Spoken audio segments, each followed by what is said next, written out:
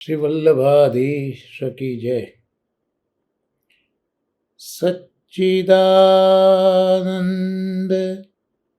रूपाय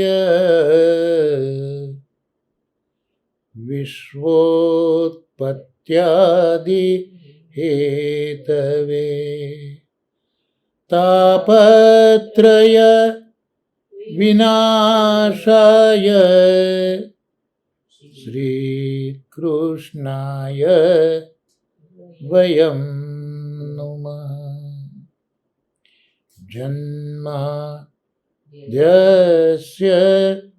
यतोऽन्वयादि तरतश्चार्थेष्वभिज्ञ स्वराट् तेने ब्रह्महृदाय आदि कवये मुह्यन्ति यत् सूरयः तेजो वारी मृदां यथा विनिमयो यत्र त्रिसर्गो मृषा धाम्ना स्वेन सदा निरस्तकुहकं सत्यं परं धीमहि। આજે શ્રીમદ ભાગવતના પ્રથમ સ્કંદના 5મા અધ્યાયમાં 24મા શ્લોકથી આગળ શ્રી મહાપ્રભુજીના અનુગ્રહથી અને પૂજ્ય દાદાજી તથા પરમ શ્રદ્ધેય શ્રી નવનીત પ્રિય શાસ્ત્રીજીના આશીર્વાદથી આગળ અવગાહન આપણે કરીશું. 24મો શ્લોક એ પહેલાં આપણે જોઈ લઈએ. તે મય્ય પેતા ખિલચ્ચાપલેર્ભકે દાન્તે ધૃતક્રીડનકેનુ વર્તિને ચક્રુઃ કૃપાં યદ્યપિ તુલ્ય દર્શના શુશ્રૂષમાણે મુનયોલ્પ ભાષિણીમ. સંધિ વિચ્છેદ આપણે જોઈએ તો પ્રથમ પંક્તિમાં જ મય્ય પેતા ખિલ ચાપલેર ભકે, ત્યાં સંધિ વિચ્છેદ થશે. મયી વત્તા અપેત વત્તા અખિલ વત્તા ચાપલે વત્તા અભરકે. ત્યાર પછી એ જ પંક્તિમાં બીજો શબ્દ આવશે દાંતે ધૃત ક્રીડન કેનુ વર્તિની. ત્યાં સંધિ વિચ્છેદ થશે દાંતે વત્તા અધૃત ક્રીડનકે વત્તા અનુવર્તિની. ત્યાર પછી બીજી પંક્તિમાં આપણે જોઈશું મુનયોલ્પ ભાષિણી. ત્યાં સંધિ વિચ્છેદ થશે મુનયઃ વત્તા અલ્પ ભાષિણી. આ સંધિ વિચ્છેદ જોયા પછી આપણે એનો અન્વયાર્થ જે દાદાજીએ કર્યો છે તે જોઈએ. તો યદ્યપિ એટલે કે જો કે તુલ્ય દર્શનાહ, આનો અર્થ થશે સર્વત્ર સમદૃષ્ટિવાળા. તે મુનયઃ, તે મુનિઓ અપેત અખિલ ચાપલે, એટલે કે સર્વ ચંચળતાને છોડી દીધેલ દાંતે એટલે જીતેન્દ્રિય એવા અદ્ભુત ક્રીડન કે રમકડામાં ન રમનાર અનુવર્તિની આજ્ઞાપાલક અલ્પ ભાષિણી એટલે મિત ભાષી એવા શુશ્રૂષમાણે સેવા પરાયણ અર્ભકે બાલક એવા મારા ઉપર કૃપા ચક્રુહુ કરતા હતા. એનો અનુવાદ જે દાદાજીએ કર્યો છે તે જોઈએ. જો કે તુલ્ય દૃષ્ટિવાળા તે મુનિવરો હતા, તો પણ સમગ્ર પ્રકારની ચંચલતાને ત્યજી દેનારા, ઇન્દ્રિયોને નિયમમાં રાખનારા, રમકડામાં રસ નહીં લેનારા, મુનિઓની આજ્ઞા મુજબ વર્તનારા, મિત ભાષી અને સેવા પરાયણ એવા મુજ બાલક ઉપર તેઓએ અપાર કૃપા કરી. હવે એને આપણે સમજવાનો પ્રયત્ન કરીએ કે અહીંયા શું કહેવા માગે છે. તો આપણે જાણીએ છીએ કે 5મો અધ્યાય પ્રથમ સ્કંદનો એ શ્રીમદ ભાગવતના જે મધ્યમ અધિકારી વક્તા અને શ્રોતા છે તે પૈકીનો આ એક અધ્યાય છે. ભગવદ કૃપાથી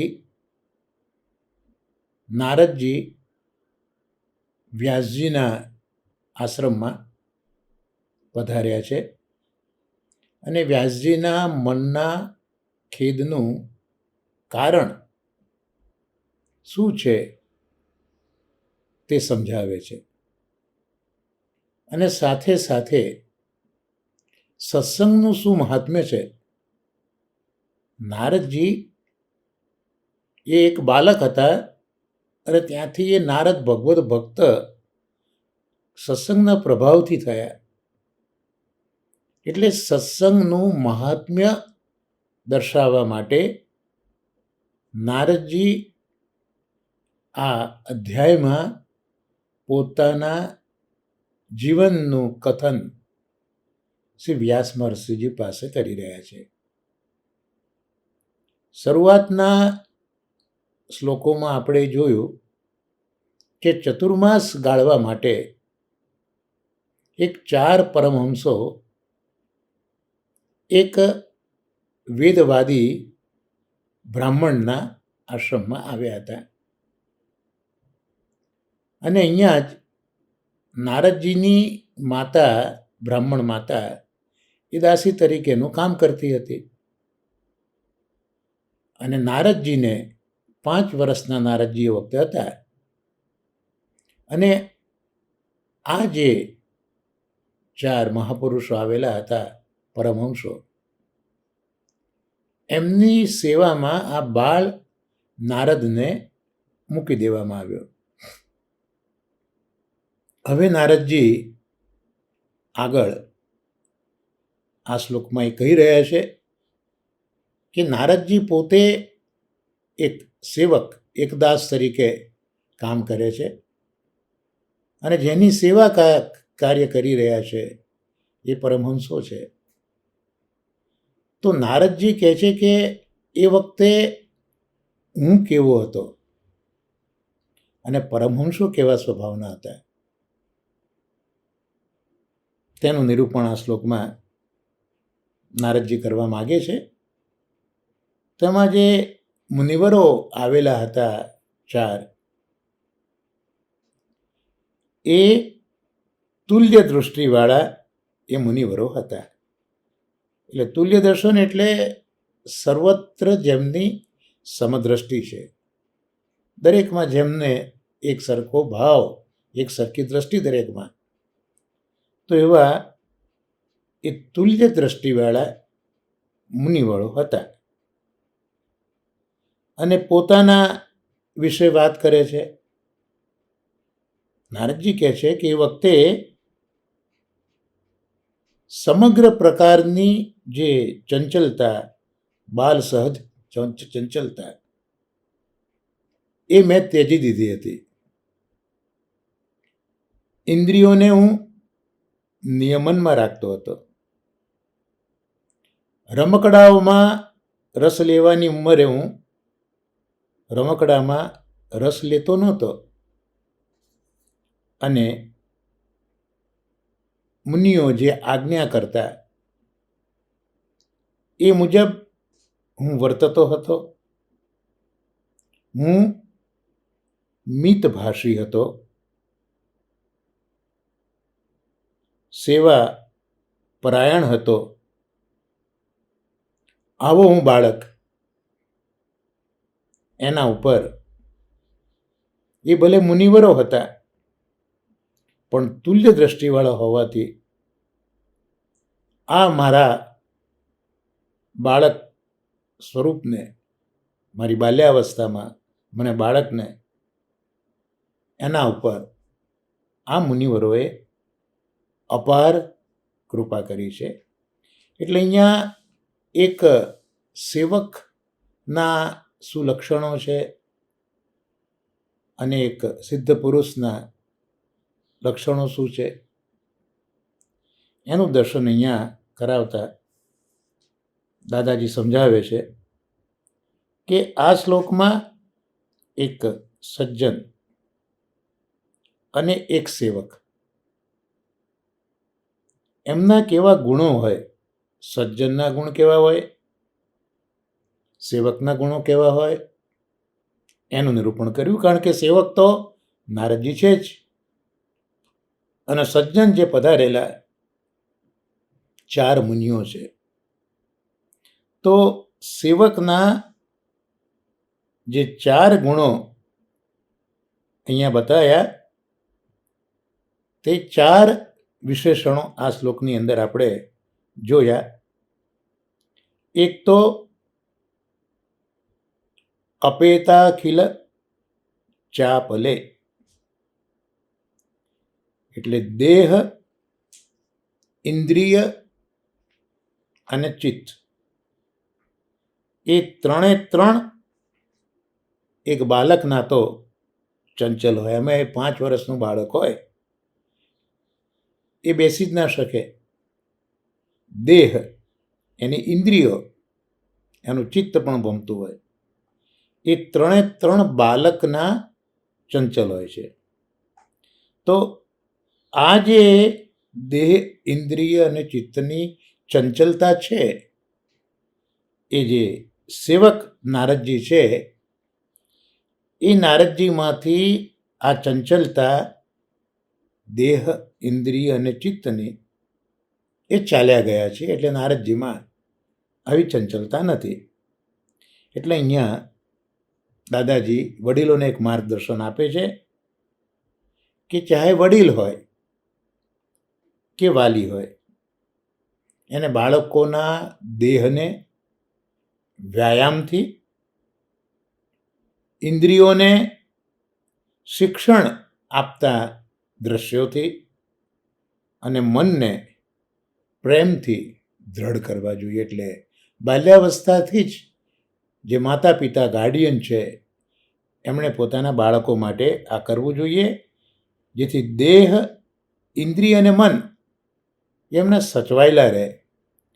એટલે દેહને વ્યાયામથી સાચવવાનો, ઇન્દ્રિયોને શિક્ષણને લગતા જ દ્રશ્યો બતાવવાના અને મન એને પ્રેમ કરો. તો આમ દેહ, ઇન્દ્રિય અને પ્રેમ, મન એ પ્રેમથી દ્રઢ થતા જાય.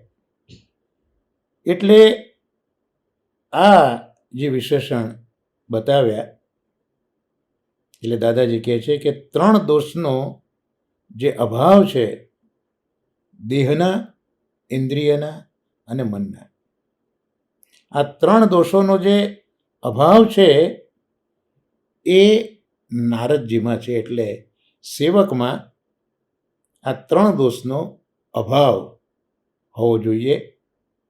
દેહનો, ઇન્દ્રિયનો અને ચિત્તનો, આ 3 દોષનો અભાવ સેવકમાં જોઈએ.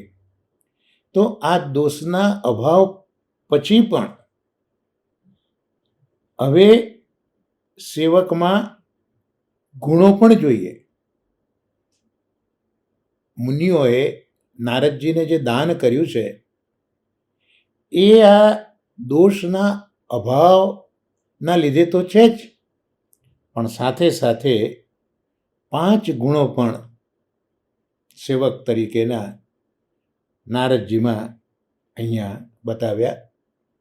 આવો આપણે 5 વિશેષણો જોઈએ નારદજીના, બાલ નારદજીના ગુણોને સમજાવતા.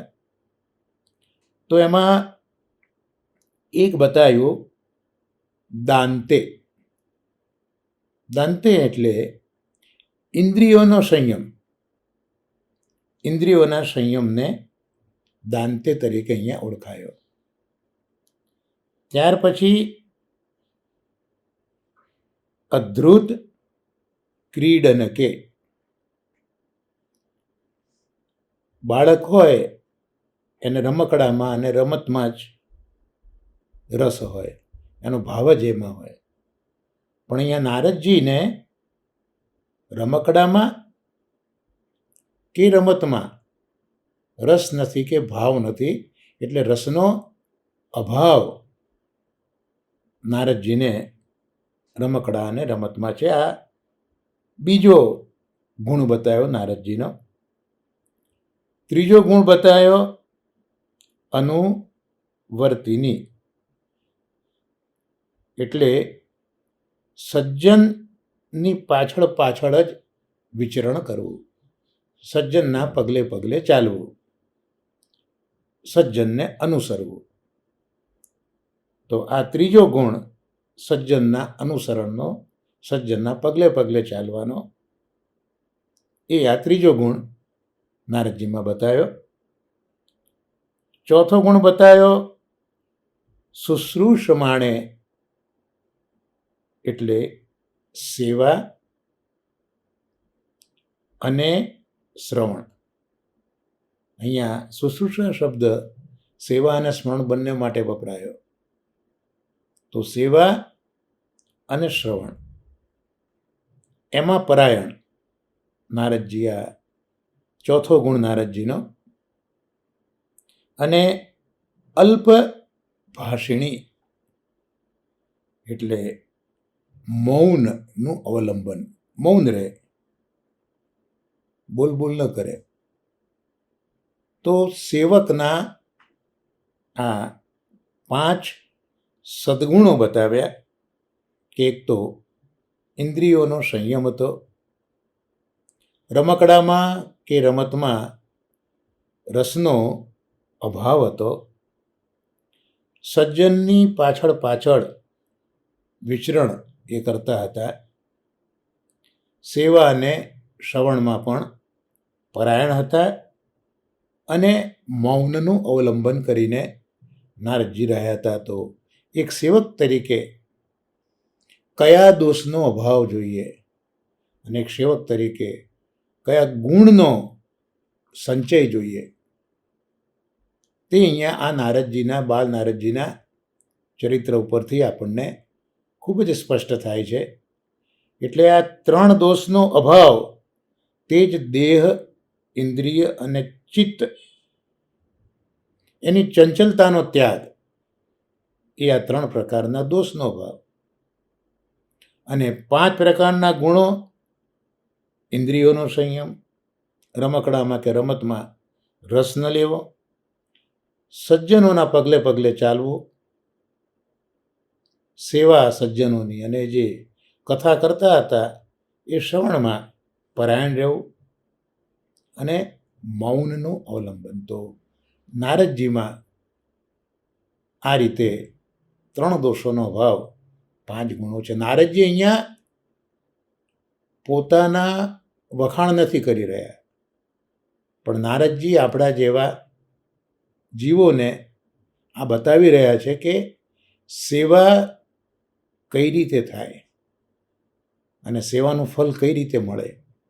તો 3 દોષોનો અભાવ અને આ 5 ગુણોનો સંચય હોય ત્યારે સાચો સેવક કહેવાય. આટલું કહ્યા પછી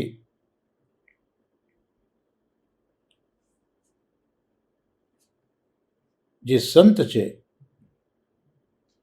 એ સંતના અંદર પણ 3 ગુણો, સ્વામી બનીને હમણાં જે આવ્યા છે સંતો, તો એમના પણ 3 ગુણો અહીંયા નારદજી બતાવે છે આપણને.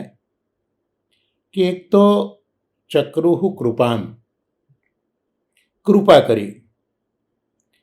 એટલે કૃપા કરી એટલે કારણ વિના જ કૃપાલુતા આ 4 મુનિઓએ બાળ નારદ ઉપર કરી દીધી છે, વર્ષાવી દીધી છે. ત્યાર પછી બતાવ્યું તુલ્ય દર્શન. એટલે સામેની વ્યક્તિના ગુણ કે દોષ એ ન જોવા અને સહાય કરવી, આનું નામ તુલ્ય દર્શિતા. જેને તમે દાન કરવા જઈ રહ્યા છો એના ગુણ કે દોષ તરફ દ્રષ્ટિ ન કરવી અને સહાય કરવી. અને ત્રીજું બતાવ્યું પ્રયોજન વિના શબ્દોચ્ચાર ન કરવો. જરૂર હોય એટલું જ બોલવું. એટલે આ જે લક્ષણ છે અલ્પભાષિણી, એ સેવકનું પણ લક્ષણ બતાવ્યું. અને અલ્પભાષિણી જે છે લક્ષણ, એ જે સંતાયા છે એનું પણ લક્ષણ બતાવ્યું. કે પ્રયોજન વિના શબ્દનો ઉચ્ચાર ન તો નારદજી કરતા કે ન તો આ સંતો કરતા. તો આમ કાર્યદક્ષતા, આજ્ઞાને આધીન રહેવું, દીનતા, મિતભાષિતા અને કાર્યની તત્પરતા, આ એક સેવકના 5 અલંકારો છે. અને કરુણા વિના દયા વર્ષાવતી કૃપાલુતા, જીવોમાં ગુણદોષ જોયા સિવાય સહાય કરવી, અને પ્રયોજન વિના કંઈ બોલવું નહીં. આ જે સંતો છે એમના લક્ષણો છે. તો આ શ્લોકમાં સંત અને સેવક એના જે લક્ષણો છે એ અહીંયા આપણને જોવા મળ્યા નારદજીના કથનથી. અને હવે 25મા શ્લોકનું આપણે અવગાહન કરીશું. ઉચ્છિષ્ટલેપા ધ્યનુમોદિતો દ્વિજૈ સકૃષ્મ ભુંજે તદપાસ્ત કિલ્બિષ એવં પ્રવૃત્ત વિશુદ્ધ ચેતસ તદ્ધર્મે એવા મરુચિ પ્રજાયતે. સંધિ વિચ્છેદ પહેલા જોઈ લઈએ તો પ્રથમ પંક્તિમાં ઉચ્છિષ્ટ લેપાદ્યનો મોદિતો, ત્યાં સંધિ છૂટી પડશે. ઉચ્છિષ્ટ વત્તા લેપાદિક વત્તા અનુમોદિત. બીજો શબ્દ પ્રથમ પંક્તિમાં આપણે જોઈશું. તદ પાસ કિલ્બિષ, ત્યાં સંધિ છૂટી પડશે. તદ વત્તા અપાસ્ત વત્તા કિલ્બિષ. બીજી પંક્તિમાં વિશુદ્ધ ચેતસ તદ્ધર્મે, ત્યાં સંધિ છૂટી પડશે. વિશુદ્ધ ચેતસ વત્તા તદ્ધર્મે. અને એવાત્મરુચિ, ત્યાં સંધિ વિચ્છેદ થશે. એવાત્મ એવ વત્તા આત્મ રુચિ. આ સંધિ વિચ્છેદ જોયા પછી દાદાજીએ જે અન્વય કર્યો છે તે જોઈ લઈએ. તો દ્વિજૈ એટલે એ મુનિઓએ ઉચ્છિષ્ટ લેપાદિ અનુમોદિત, તેમની પ્રસાદી લેવા, લીંપવા અને પાત્ર માંજવાના કાર્યમાં અનુમોદન પામેલ હું તદ અપાસ્ત કિલ્બિષ, તે સેવનથી નષ્ટ થયેલ સમસ્ત પાપવાળો, સકૃત એક જ વખત, ભુંજે સ્મ ભોજન કરતો હતો. એવં એ પ્રમાણે પ્રવૃત્ત થયેલ વિશુદ્ધ ચેતસ, વિશુદ્ધ અંતઃકરણવાળા મને તદ્ધર્મે એવ, પરમેશ્વરના ધર્મમાં જ આત્મરુચિ સ્વયં અભિરુચિ વ્યજાયત ઉત્પન્ન થઈ. દાદાજીએ જે અનુવાદ કર્યો તે આપણે જોઈ લઈએ. એ મુનિઓની અનુજ્ઞાથી પરમ હંસોની પ્રસાદી લેવા, પોતું કરવા, પાત્ર માંજવા વગેરે કાર્યોમાં અનુમોદન પામેલ હું તો એક જ વાર ભોજન કરતો હતો. તે સેવાથી સમસ્ત પાપ રહિત થયો. આ પ્રમાણે પ્રતિદિન વર્તતા વિશુદ્ધ અંતઃકરણવાળા મારા માનની અભિરુચિ પરમેશ્વરની આરાધનાના ધર્મમાં જ પેદા થઈ. હવે આપણે એને સમજવાનો થોડો પ્રયત્ન કરીએ. તો સત્સંગનું શું મહાત્મ્ય છે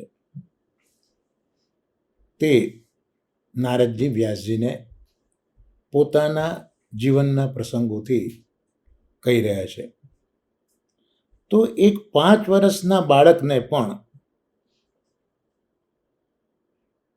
પરમેશ્વરની આરાધના રૂપી ધર્મમાં અભિરુચિ થાય છે. એટલે આ નારદજીને પહેલા ધર્મમાં રુચિ નથી. કયો ધર્મ? પરમેશ્વરની આરાધના કરવાનો ધર્મ. પણ આ મુનિઓના સત્સંગથી નારદજી કહે છે કે મને પરમેશ્વરની આરાધના જે ખરેખર ધર્મ છે એમાં અભિરુચિ થઈ.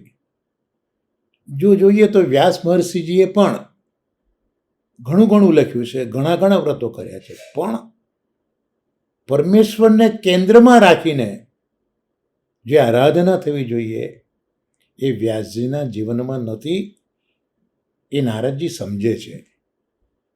એટલે નારદજી આ વ્યાસજીના કહી રહ્યા છે કે હું પરમેશ્વરની આરાધના રૂપી ધર્મમાં અભિરુચિ કરતો થઈ ગયો.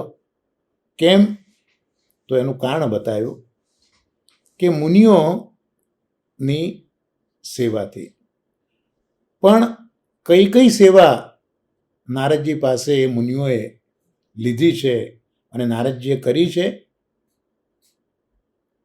તે વાત અહીંયા નારદજી કરી રહ્યા છે. પહેલા તો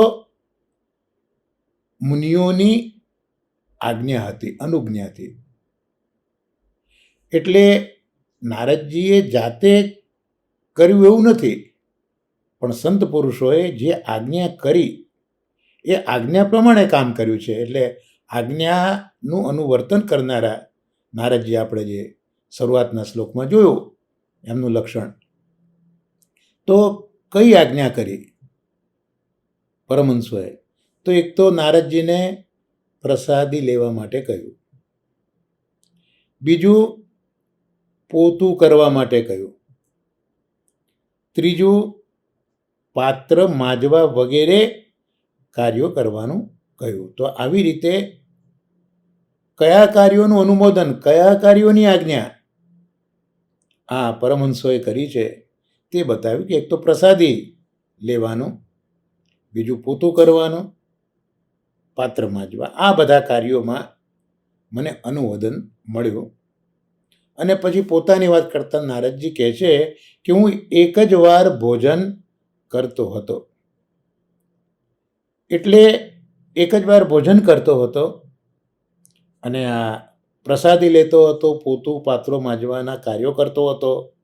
તો આ જે સેવા છે એ સેવાથી નારદજી એમ કહે છે કે મારા સમસ્ત જે પાપો હતા તે બધા દૂર થયા. એટલે હું સમસ્ત પાપ રહિત થઈ ગયો. અને આ જે ક્રિયા છે, પ્રસાદી લેવી, પોતું કરવું, પાત્ર માંજવા વગેરે જે કાર્યો છે એ બધા એક દિવસના કે 2 દિવસના નથી, પણ પ્રતિદિન દરરોજ નારદજી આ રીતે એ મુનિઓની આજ્ઞા અનુસાર પ્રસાદી લેતા, પોતું કરતા, પાત્ર માંજતા. તો એ સમસ્ત પાપ રહિત થયા એ તો બરોબર છે, પણ રોજ આવું કરતા હતા એટલે હવે એમનું અંતઃકરણ એ વિશુદ્ધ થઈ ગયું. મન, બુદ્ધિ, ચિત્ત, અહંકાર એ હવે નારદજીના વિશુદ્ધ થઈ ગયા. અને અંતઃકરણ વિશુદ્ધ થઈ ગયું માટે નારદજી કહે છે કે મારા મનની અભિરુચિ એ પરમેશ્વરની આરાધનાના ધર્મમાં પેદા થઈ. તો આ નારદજી પરમેશ્વરની આરાધનામાં મનવાળા કઈ રીતે થયા? તો એમનું અંતઃકરણ એ વિશુદ્ધ બન્યું. અંતઃકરણ વિશુદ્ધ કેમ થયું? કારણ કે એ પ્રતિદિન આ પરમહંસોની સેવા કરતા હતા, પ્રસાદી લેતા હતા, એનાથી એ પાપ રહિત થયા અને એ વારંવાર એ સેવાથી એમનું અંતઃકરણ એ વિશુદ્ધ બન્યું. માટે આ મન એ પ્રભુની આરાધનામાં લાગી ગયું. આટલી વાત નારદજી અહીંયા કહેવા માગે છે. એના પર દાદાજી શું સમજાવે છે એ તત્વશુદ્ધામાં જોઈએ આપણે. તો આપણે કયું આજ્ઞા અનુમોદન કયું કર્યું? ઉચ્છિષ્ટ લેપાન અનુમોદિત. તો આ જે પરમહંસો હતા એમને એમનું ઉચ્છિષ્ટ નારદજીને આપવાનું અનુમોદન કર્યું, આજ્ઞા કરી. તો અહીંયા બહુ સુંદર વાત દાદાજી કહે છે કે મનુ મહારાજ થયા, જેમણે બધા સિદ્ધાંતો લખ્યા છે. તો મનુની આજ્ઞા તો એવી છે કે ઉચ્છિષ્ટ એટલે ખાધેલું વધ્યું હોય ને આપણે ઉચ્છિષ્ટ કહેવાય. તે ઉચ્છિષ્ટ કોઈને આપવું ના જોઈએ, આવી મનુ મહારાજની આજ્ઞા છે. અને અહીંયા તો ઉચ્છિષ્ટ આપ્યું એવું આપણે જોયું છે. તો પરમહંસોએ એ ઉચ્છિષ્ટ કેમ આપ્યું?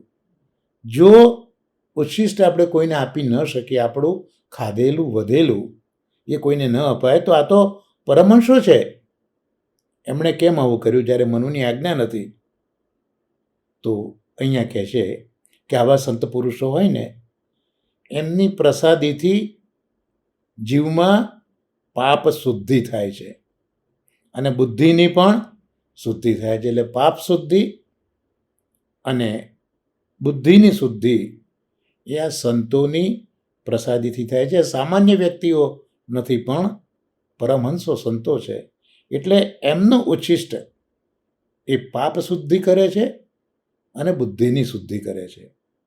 એટલે પ્રસાદ રૂપે ચતુર્માસ દરમિયાન વિપ્રોની અનુમતિથી એકવાર આપ્યું. અને આ જે ઉચ્છિષ્ટ ભોજન આ સંતોએ આપ્યું છે એ જે આશ્રમમાં રહેલા ધર્મવિદ, ધર્મ જાણનારા વિપ્રો એમની અનુમતિ લઈને આ ભોજન આપવામાં આવ્યું. જે નારદજી દિવસમાં એકવાર જ ભોજન લેતા હતા. એટલે પરમહંસોએ તો આપ્યું, પણ એમાંય વેદવાદી જે પેલા બ્રાહ્મણો, વિપ્રો જેમને ત્યાં એ રહ્યા હતા એમની અનુમતિ પણ પ્રાપ્ત કરી છે. એટલે અહીંયા દોષ લાગતો નથી એવું દાદાજી અહીંયા સમજાવે છે કે શા માટે દોષ ન લાગ્યો એનું કારણ બતાવ્યું. એટલે અહીંયા પરમહંસોએ આપ્યું નથી, પણ નારદજીએ યાચ્યું છે. નારદજીએ યાચ્યું અને પેલા વિપ્રોએ અનુમોદન આપ્યું છે. એટલે હવે આ પ્રસાદી બની ગઈ. હવે આ ઉચ્છિષ્ટ ભોજન ન કહેવાય, પણ આ જે છે એ હવે પ્રસાદી છે. એટલે ઉચ્છિષ્ટ એટલે આ પરમહંસોની ભિક્ષા થતાં અવશિષ્ટ રહેલું. એટલે પરમહંસો એ જે આ ભિક્ષા ગ્રહણ કરી એ પછી જે વધ્યું અવશિષ્ટ તે અહીંયા ઉચ્છિષ્ટ તરીકે ઓળખાયું છે. સુંદર સમજાવે છે દાદાજી કે એક શબ્દ છે યજ્ઞશિષ્ટ. તો એનો અર્થ થાય કે યજ્ઞ કરતાં જે અવશિષ્ટ એટલે બાકી રહેલું દ્રવ્ય એને યજ્ઞશિષ્ટ કહેવામાં આવે. તો એ જ પ્રકારે ભોજન પછી જે અવશેષ રહ્યું એવો અર્થ અહીંયા કરવો. અહીંયા ઉચ્છિષ્ટ એટલે એઠું એવો અર્થ ન કરવો એવું કહેવા માગતા હોય એવું લાગે છે. બ્રહ્મવૈવર્ત પુરાણમાં પણ લખ્યું છે આ કથાનક કે એક સમયે 5 વર્ષના 4 પરમહંસો આશ્રમમાં આવ્યા. તેજસ્વી હતા, ફલ મૂળથી જ જીવન વ્યવહાર કરતા. તેઓની અવશિષ્ટ પ્રસાદી આ નાનો બાળક લેતો હતો. અહીંયા લેપનો અર્થ કર્યો ઓદન. લેપ એટલે ઓદન. એટલે પ્રાણોનો નિર્વાહ કરવો હોય તો એ માટે યજ્ઞમાં જે હૂત દ્રવ્યની માફક સાત્વિક આહારના અન્ન ઓદનનું અનુમોદન આપવું. તો અહીંયા શા માટે અનુમોદન આપ્યું તે પણ સમજાયું કે જેમ યજ્ઞમાં હૂત દ્રવ્યની જરૂર છે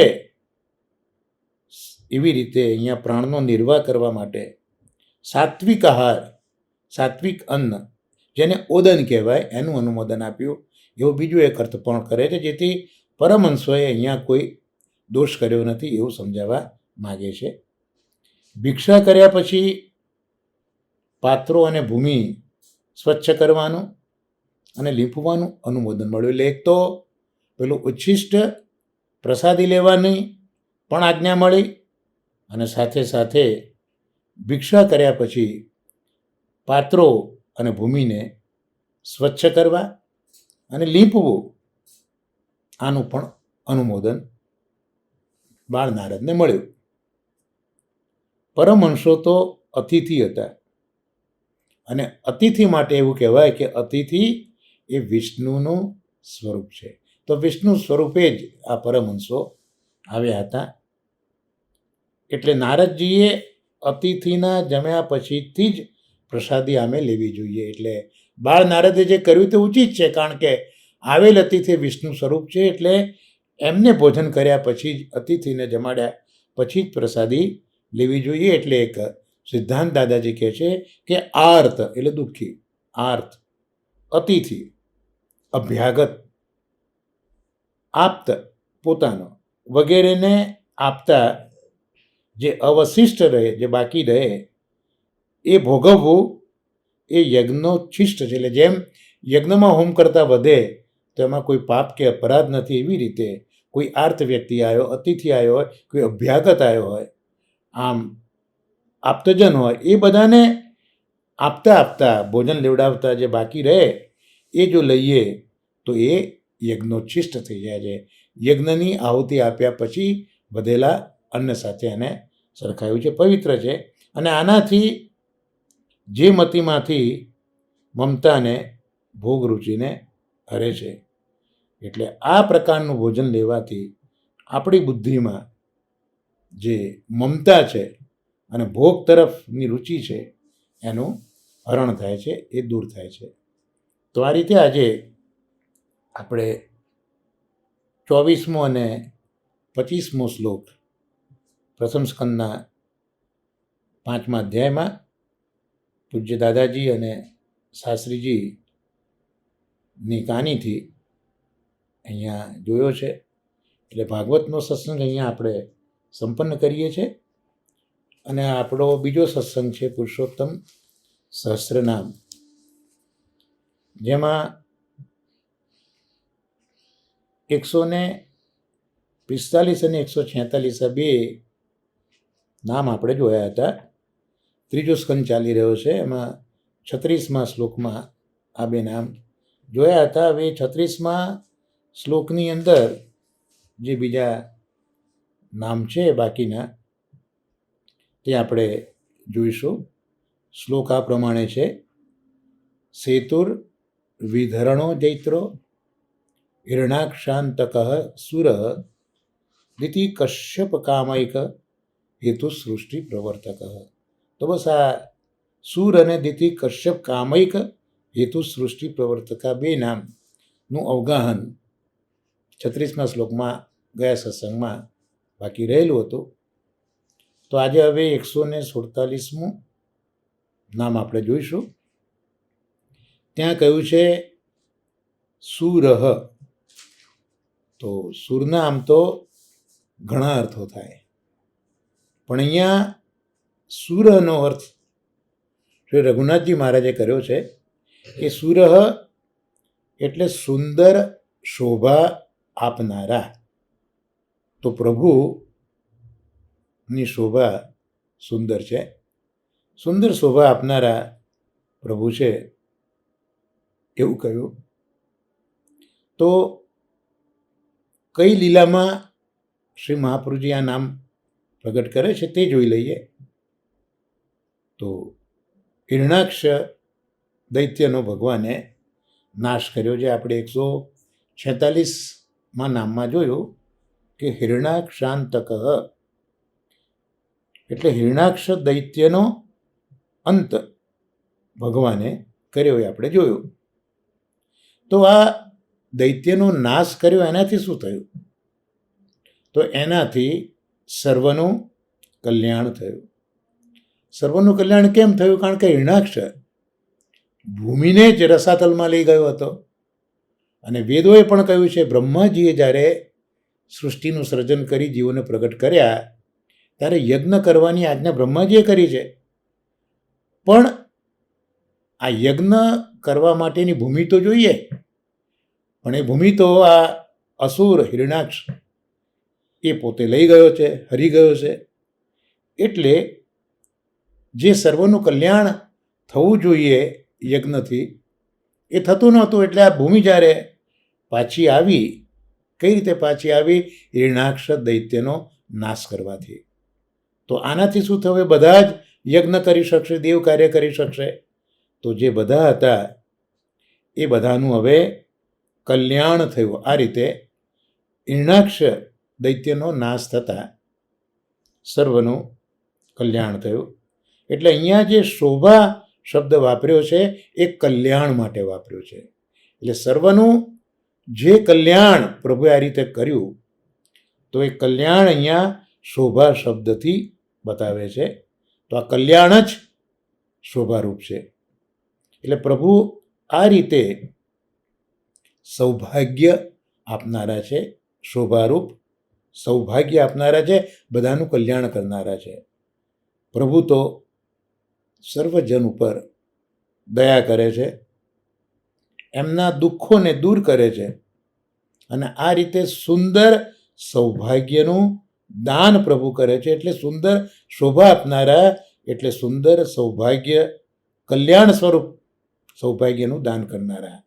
સુર એટલે દેવરૂપ પણ પ્રભુ છે. એટલે મેં કહ્યું ને કે સુર શબ્દના અર્થ બીજા થાય.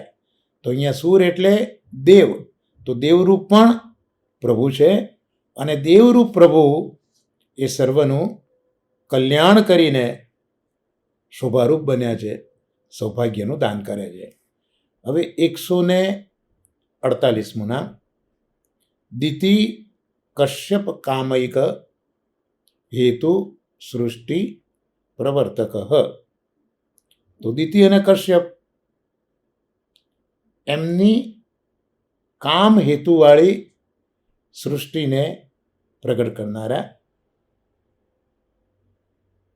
પ્રસંગ અહીંયા જે ભાગવતનો વર્ણવ્યો છે, જેના આધારે આ નામ પ્રગટ કર્યું, તે આ પ્રકારે છે કે કશ્યપ મુનિ છે, એમની બે પત્નીઓ છે, એક દિતિ અને બીજી અદિતિ. તો દિતિ કશ્યપ મુનિ આગળ આવીને સંધ્યા સમયે કામની તૃપ્તિની યાચના કરે છે. યજ્ઞનો સમય હતો અને કામની તૃપ્તિ માટે રજૂઆત કરે છે. એટલે દિતિ અને કશ્યપનો દેહ સંબંધ પણ થયા છે. કશ્યપ સમજાવે છે પોતાની પત્નીને, પણ નથી સમજતા. એટલે દિતિ અને કશ્યપનો દેહ સંબંધ આ રીતે થયો છે. પણ આ જે દેહ સંબંધ જે થયો છે એ માત્ર કામની તૃપ્તિ માટે જ હતો. આ જે દેહ સંબંધ એ કામની તૃપ્તિ માટે હતો.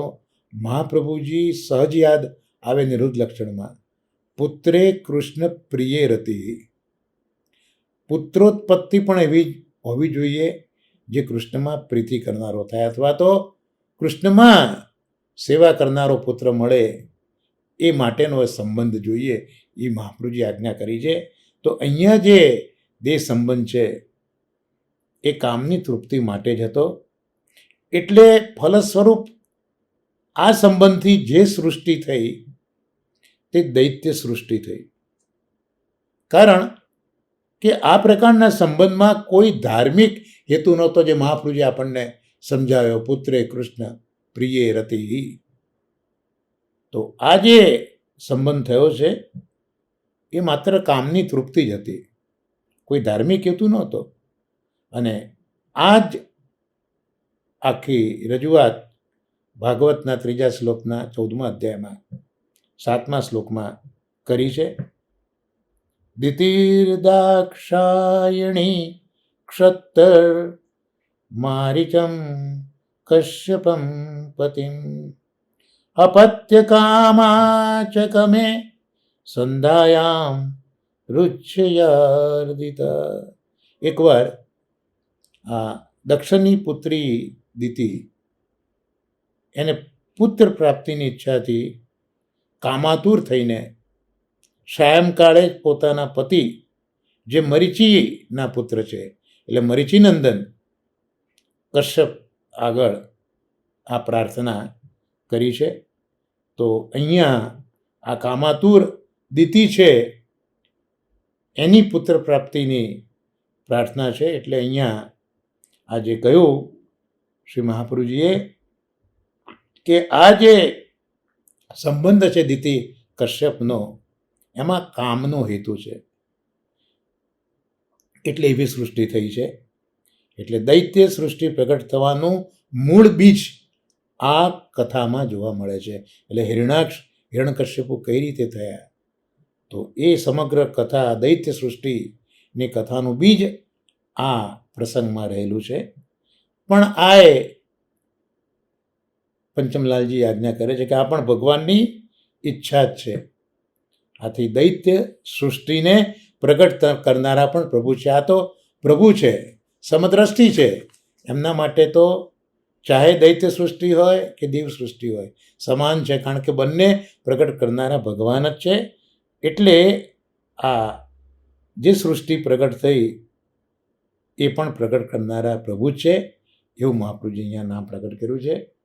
તો આ સાથે જે પુરુષોત્તમ સહસ્ત્ર નામ આપણે અવગાન કરી રહ્યા છે તે સત્સંગને પણ અહીંયા વિરામ આપીશું. એટલે આજનો આ સત્સંગ અહીંયા સંપન્ન થશે. આગળ હવે 37મો શ્લોક આવતા સત્સંગમાં જોઈશું. તો આજનો આ સત્સંગ આજે પ્રથમ લાલ શ્રી ગિરધરજી અને પંચમ લાલ શ્રી રઘુનાથજી, જેમની કૃપાથી આપણે આ સત્સંગ પુરુષોત્તમ સહસ્ત્રનો કરી રહ્યા છે. તો આ બંને આચાર્યોના ચરણ કમલમાં આજનો સત્સંગ નિવેદિત કરી આજના સત્સંગને આશ્રય પદગાન સાથે આપણે વિરામ આપીશું. તો સાથે આપણે આશ્રયના પદનું ગાન કરીશું.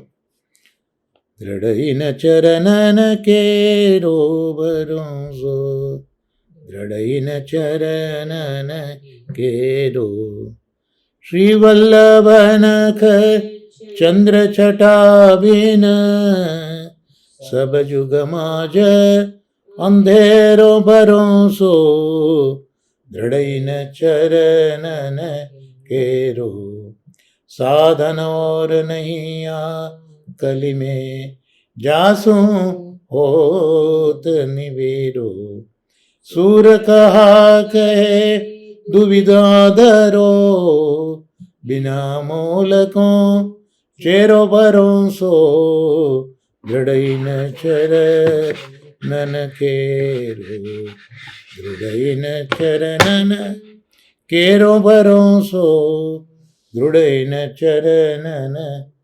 श्री गोवर्धन नाथ की जय, श्याम सुंदर श्री अम्मे महाराणी की जय, श्री आचार्य जी श्री महाप्रभु जी की जय. સર્વે વૈષ્ણવને મારાના વર્ષાના ભગવત સ્મરણ અને વંદન.